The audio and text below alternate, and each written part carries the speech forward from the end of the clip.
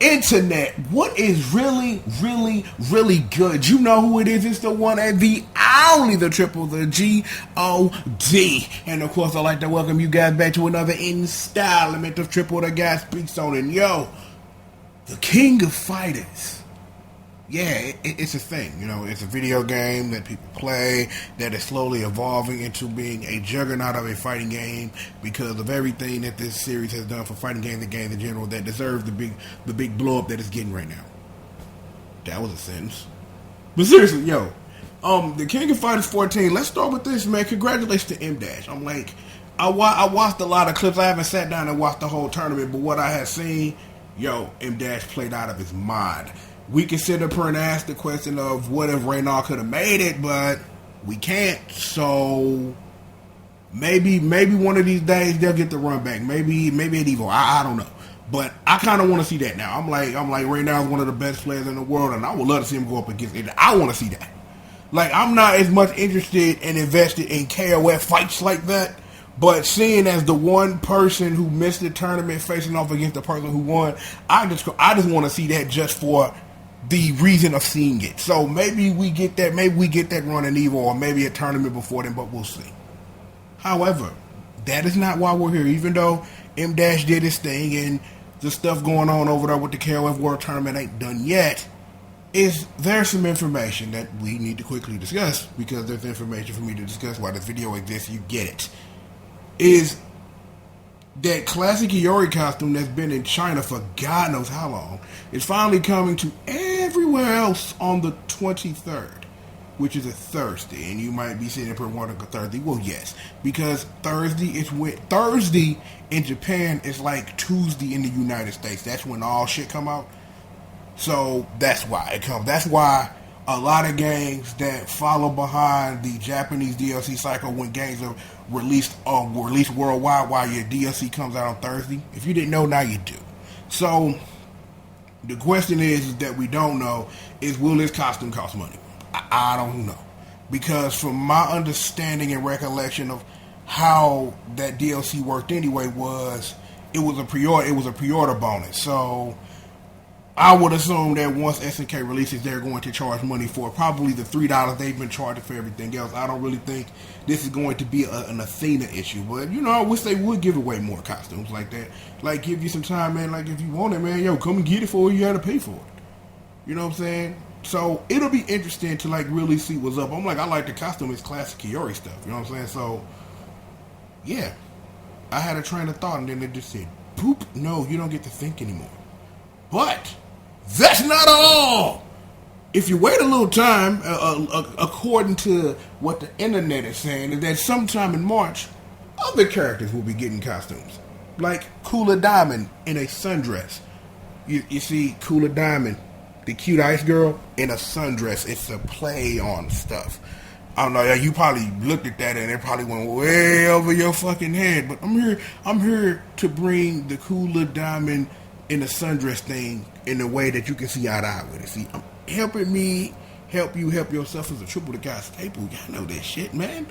So yeah, Cooler Diamond in sundress, I like it. It's like more costumes for characters. Like, that would be because it's cooler. It's a costume that I would think really, really hard about, you know, actually spending money on before waiting for it to actually be on sale. Mei Tenkoon gets pajamas because narcolepsy and fighters is fun. Because my thing is that, again, y'all know this, it's like I haven't played the game yet, so I have no idea how narcolepsy and fighters actually works. That the kid who falls asleep after time can do like instant super fireballs and shit. I don't know. He throws pillows at you on wake up. I don't know. Mei Tenkoon in pajamas. So there you go. Mei Tenkoon pajamas. That costume will be out sometime next month, allegedly.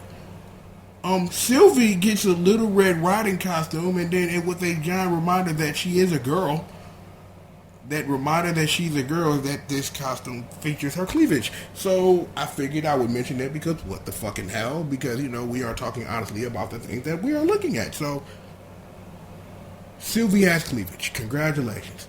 So if you get down like that, there you go. Help yourself. However,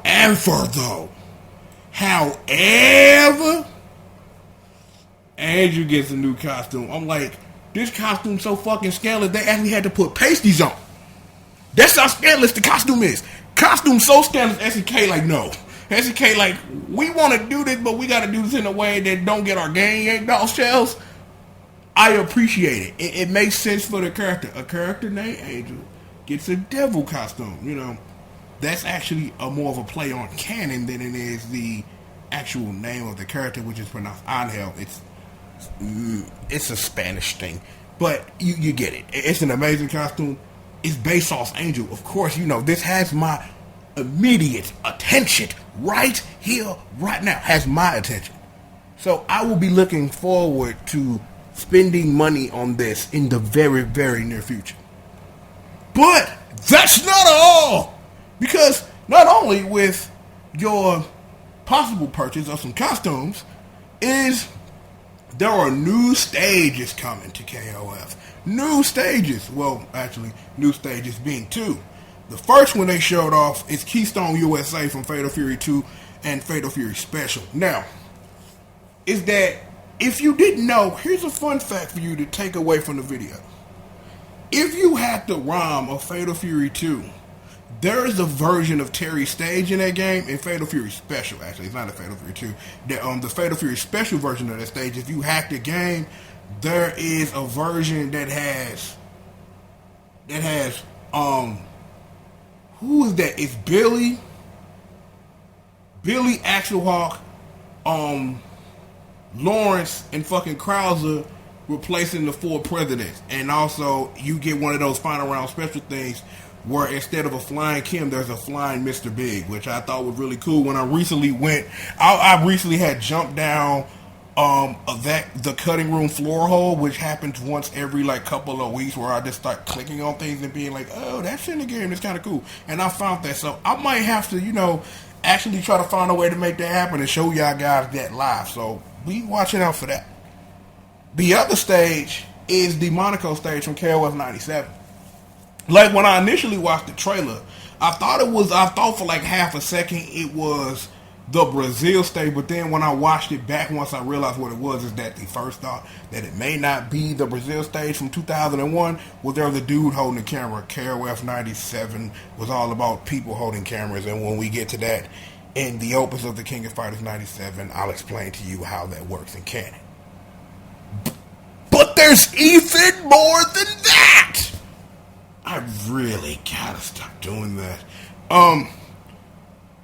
DLC characters are coming to KOF, and ever since this announcement that I woke up to is that the internet has been playing theory art with who are the silhouettes that are featured in this silhouette. I have seen everything from Yamazaki, who I think is one of the characters, possibly Rock Howard. I've heard some Blue Mary thrown around, some Vanessa thrown around. I think the person on this needs may be Wajai, which kind of sort of makes sense because he was in 13, and he's the only character that was in 13 that isn't Ash Crimson that's actually in this game that's not Takuma Sakazaki. But still, I've heard some Heavy D, which I want, because Heavy D, that's my focus right there. So if they want to give me some Heavy D, I'm with that. I'm like, he is the one character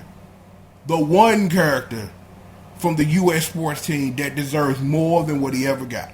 That is not a slight against Brian Battler nor Lucky Glauber, but hey, I have my preferences, and that is my preference. So, gentlemen, I'm going to apologize to video game characters, even though I really shouldn't at all.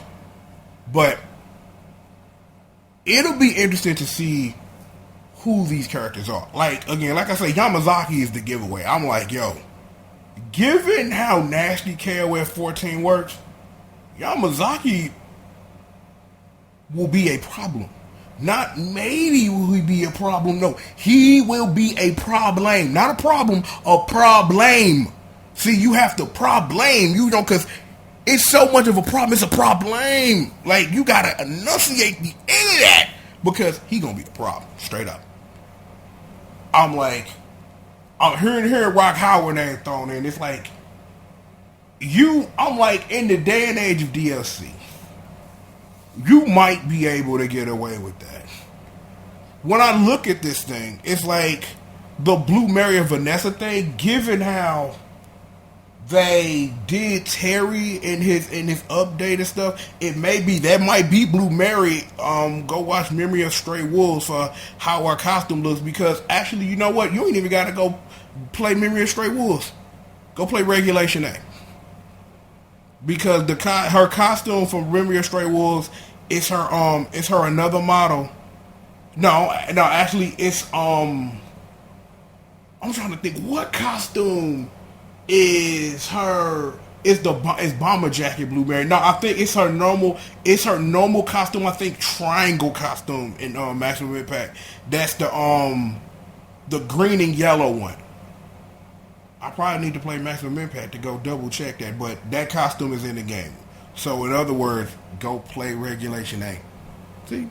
More than helping me help you help yourself shit. You know. But who these characters ultimately come to be is, you know, I'm gonna let that stew.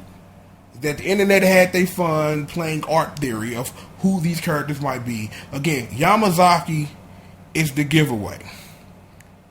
It's like, and the thing is, it's actually, when I look at it and realize it, is that there are 4 characters. Like, the internet said 3, but it's actually 4 bodies there. So, these characters could be anyway. So, I'll place my bet on the dude kneeling is Wajai, and you got Yamazaki. Who these other 2 characters are, they could be anybody. I don't think these are new characters that you introduce. These are characters that you want fans to be like, I'll pay some money for that. I'm like, given SNK's previous history with adding downloadable content characters to their video games, and we are talking about the King of Fighters 13 and all of that, you know, Mr. Karate, Iori stuff, is that this could be game changing for how this game works. Because again, this is the same game where we talked about where for a nice maybe 20-30 seconds Nakaruru tap danced and flown on her bird over this whole cast.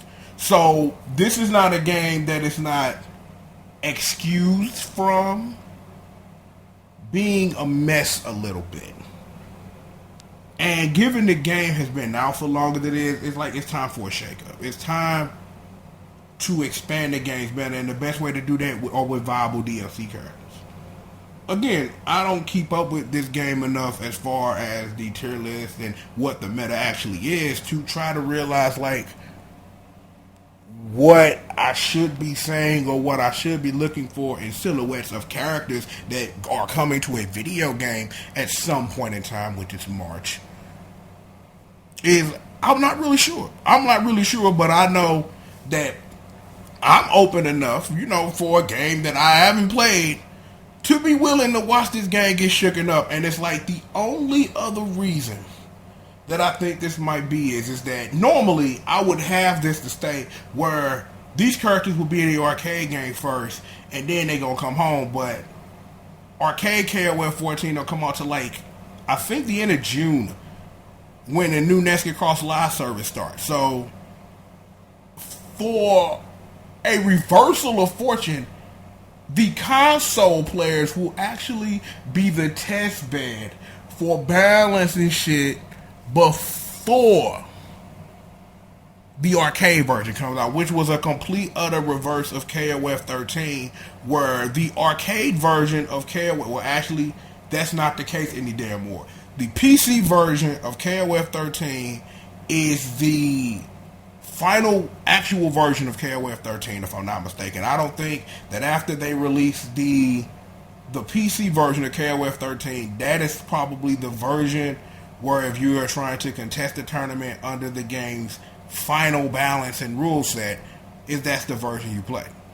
So it's going to be interesting to really see like how having DLC characters come to the console version first without an arcade bed to test them in, how that's going to affect the future of DLC for this game, or really wondering when's KOF 15.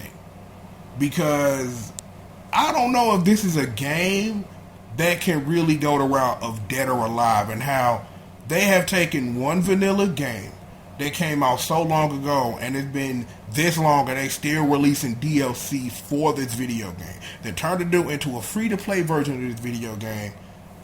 I don't know if KOF can sustain a model like that.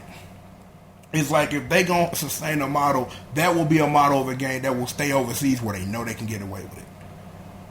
Ain't nobody nowhere else trying to play free-to-play KOF. I don't really think that's a thing you can get away with. I'm like, yeah, we could mention Wando if you really want to go there, but I really don't think that this is a game that would benefit, at least in the form that it is now, to be completely dissipated, taken apart, and then retooled as a free-to-play game.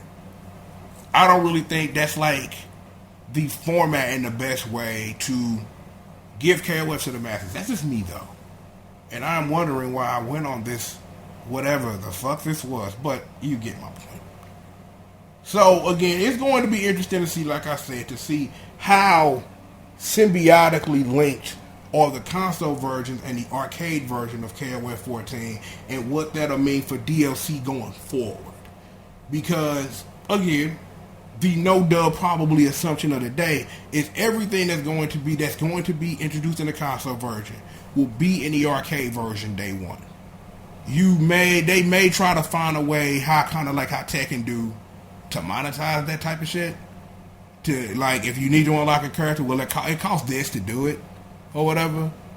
That's probably how they'll make their money, because again, this is the reverse of what the Japanese arcade to console cycle is, because the game came out on the console first, then came out in arcades. So you really have to wonder, like, where is the break off? Because again, I mentioned Dead or Alive earlier. Is Dead or Alive pushes all their stuff to the arcade version first, and then uses it as a test bed, and it's like a 2-3 week gap between the Ultimate Arcade getting it before last round gets it at the console, once they've done their testing and extended testing of making sure that the character is balanced and their costumes work and all this stuff work before they send it home to you. But yeah, that's it. That's it. Because if I sit up here and I keep talking, I could keep talking about this all day. And while I may have all day, I don't have all day. What? Seriously, what? I have stuff to do. You're going to see some of that stuff later on this evening. Maybe early tomorrow morning, depending on how long it takes to render that video. But there's stuff. If plans stay plans. So, in the meantime, if you want more, the Senran Kagura 8000 video. I played some Tekken Revolution, if you want to look at that. It's a fifth of the North Star on the channel, and of course my reviews of Q Ranger and X-Aid. So there's plenty of more stuff for you if you want more of what it is that we do over here. So, costumes, more costumes, free stages, and 4 DLC characters coming to the KOF 14 next month. So, there you go. One more time. Congratulations to M- for winning the world tournament. Congratulations, you played your ass off, dude. I want to see that M- Raynaud game. I want to see that really badly. So hopefully Evo will present that stage if it doesn't happen before that. With that being said, I'm gonna go ahead and get up out of here. You know who it is. It's the one and the only, the triple, the G.O.D. And I'd like to thank you for joining me for another installment of Triple the Guy Speaks On. And with that, godlike!